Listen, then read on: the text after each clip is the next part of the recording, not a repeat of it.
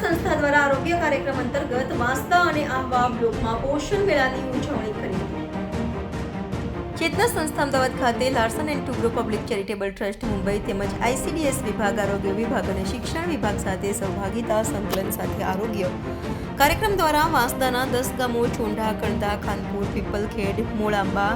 ઘોડમાળ, અકલાજ, લીમઝર, મોટી વાલઝર, ઉનઈમાં અને આહવા બ્લોકમાં 6 ગામો બોરખલ, ટેવરુન, ધરના, તાંકલીપડા, વિહીરાંબા, ઉમરપાડા અને ગાયખાસમાં તારીખ 9મી સપ્ટેમ્બરથી 25મી સપ્ટેમ્બર 2024 સુધી પોષણ મેળાની ઉજવણી કરી હતી,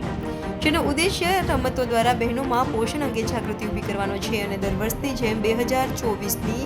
પોષણ માહની થીમ એનિમિયા, વૃદ્ધિ, દેખરેખ, પૂરક ખોરાક અને પોષણ બી પઢાઈ બી, જેનો ઉદ્દેશ્ય વિવિધ ક્ષેત્રના લોકોને સુશાસન, પારદર્શિતા અને કાર્યક્રમ રીતે સેવાઓ પહોંચાડવા માટે ટેકનોલોજીનો ઉપયોગ. આ પોષણ મેળામાં વાનગી હરીફાઈ, પોષણ અને અનિમિયા પ્રદર્શન, પોષણ ચક્ર,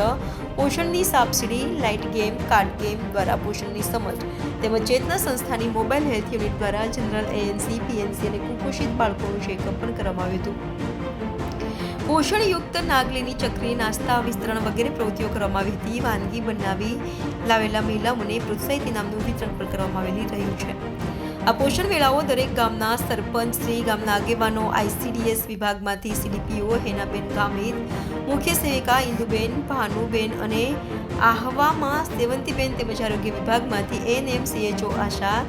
IWW તેમજ માજી ધારાસભ્ય શ્રી સનાભાઈ ચૌધરી પણ આ પોષણ મેળામાં ઉપસ્થિત રહ્યા હતા.